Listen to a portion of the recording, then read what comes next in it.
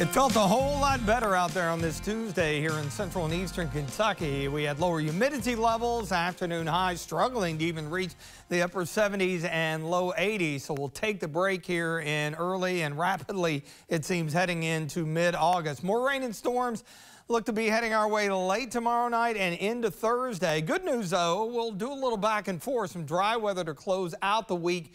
Looks like some heat and humidity around this weekend, along with some storms, but not a washout by any stretch. Max HC radar, we just got a few little isolated cells dotting the landscape here.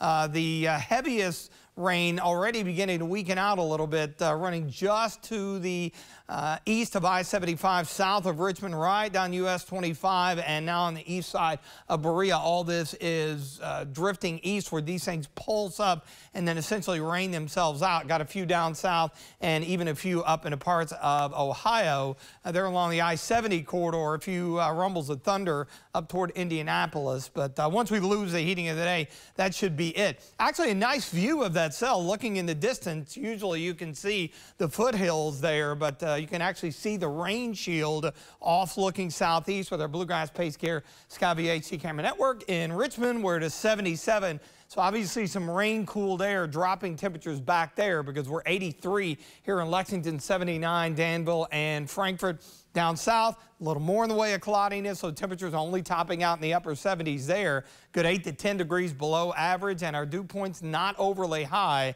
You can think weak high pressure, even with some storms in the area. It's been a decent day. We're going to begin to flip the script already as we head into really tomorrow night and into Thursday. Maybe a little overdone with our early morning lows, I think, playing more so in the mid to upper 60s. And then tomorrow afternoon, we'll make a run into the mid 80s.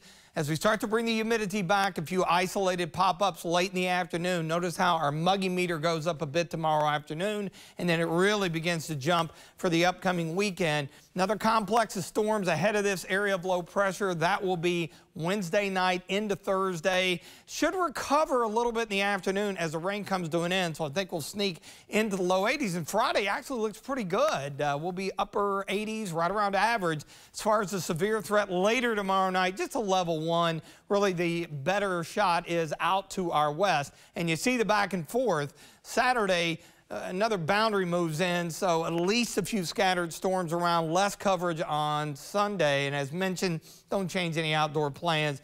Not going to be a washout. It will be a little on the hot side, though. Few clouds and mild tonight, 66.